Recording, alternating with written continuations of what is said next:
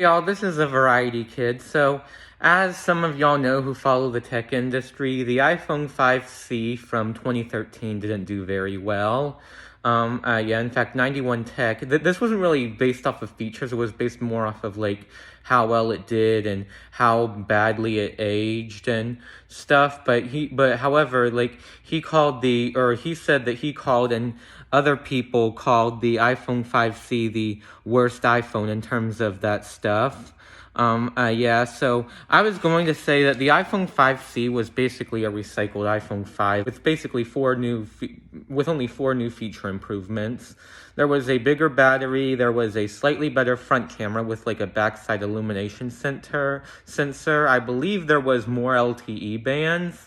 And there was also, I know at least during some point, this may have eventually been added to the 5 and 4S, but I know with iOS 8, it added Wi-Fi calling to the 5C, 5S, 6, and 6 Plus. In this video, I'm going to talk about like what Apple could have done differently about the iPhone 5C. And I will say I do like that it's a colorful iPhone. I do appreciate that design. That the design does look very nice, like the back.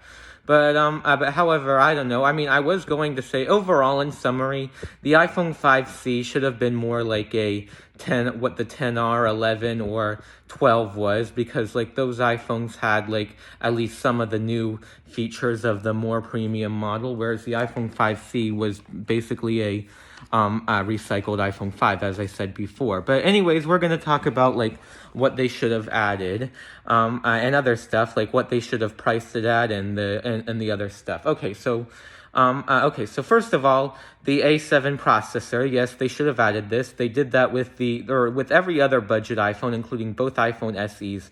They've added the new processor. I was going to say maybe they shouldn't have added the M7 coprocessor, or the M7 coprocessor, or motion coprocessor, or whatever it's called. I actually can't remember. But however, then I realized it would only be a little bit cheaper. I was going to say with the iPhone SE 2020, they didn't add the U1 chip, but then again, they did that for the mid-range iPhone 11, and I feel like, and with the iPhone SE 2020, it may have been more appropriate as it was $600 cheaper than the iPhone 11 Pro. I'm going to say that I feel like the iPhone 5C should also have gotten the upgraded or the upgraded type of RAM that the iPhone 5S got.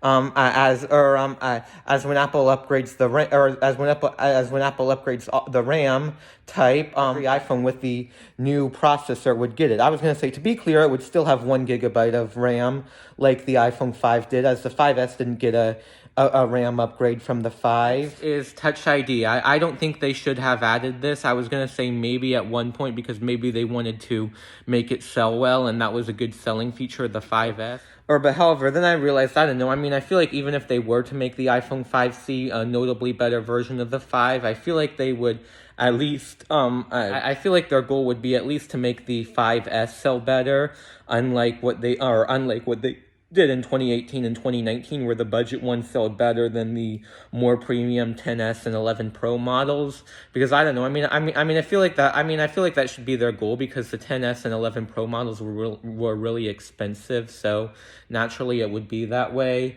But next, in terms of low light photos on the camera, I feel like they should have added either an f2.2 aperture or the dual LED True Tone flash. I don't think both would be necessary. I mean, I think both would be fine, but I feel like they should have added at least one of the upgrades to the low light photos. If I were to say which one they should have added, I would probably go for maybe the f2.2 aperture compared to the f2.4 rear camera aperture on the iPhone 5. Slow-mo, no, I don't think they should have added that. That seems like a very premium feature back in the day. Burst mode, maybe. I mean, this was on every other 64-bit device, or this was on every 64-bit device, but I don't know. I mean, this was a budget phone, and burst mode seems pretty cool, so I don't really know. And then the The other camera features, including auto image stabilization / improved video stabilization, as well as the larger pixels and the other rear camera features the 5S got from the 5, I'd say maybe. I don't really know how much the stabilization helped or what it would or how important it was back in the day. Yeah. And then finally, the night shift with iOS 9.3 update. Yes, this should have been added.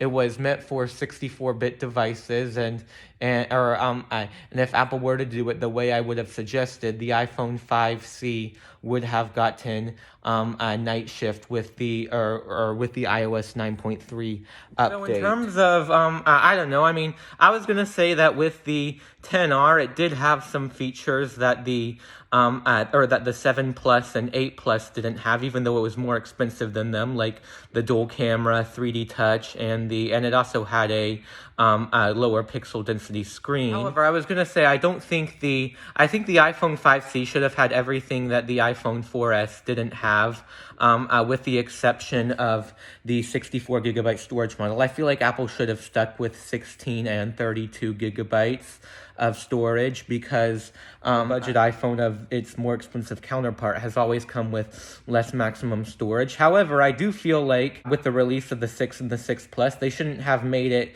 8 gigabytes. They should have just discontinued the 32 gigabyte and left it with 16 and left the 16 gigabyte instead of replacing the 16 and 32 with an 8 gigabyte model, as I feel like that would have helped sales much better. Features from the iPhone 5 that it could lack, I don't really know if there are any, but I do think there's 4 that it really should have that it got, which are the 4-inch screen, the Lightning connector, the 1.2 megapixel front camera, and LTE support. So I forgot, I would also say that it should have basically like most of the software features that the iPhone 5 had, such as Apple CarPlay and video. So I don't think it's a bad idea that Apple made the iPhone 5C have slightly thicker bezels and slightly thicker than the iPhone 5, as the budget iPhone often has a worse design than the premium model, so that wasn't a bad decision. For the starting price, I think it should have been the same as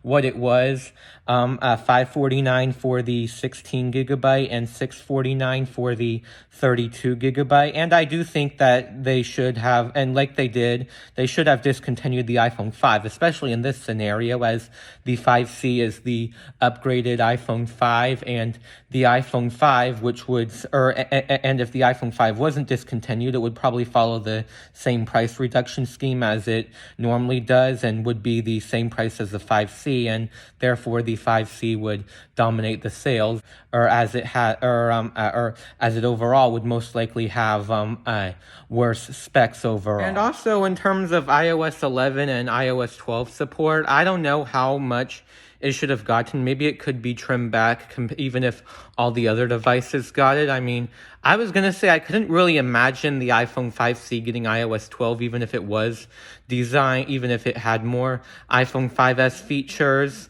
I don't know. I mean, but then again, it's probably because that wasn't really popular, because it basically wasn't really a big upgrade from the iPhone 5. I mean, I don't know. So if it did, so if it was more on par with the 5S, I bet it could get I bet it could get to iOS 12, or at least part of it. And I don't know, I mean, and I think that it would be good for it, because like iOS 12 was mainly like a performance upgrade, so it could probably use it a lot. Anyways, I hope you enjoyed this video. Be sure to leave a like if you did. Anyways, I'll see y'all in the next video. Hope you have a good summer. Bye.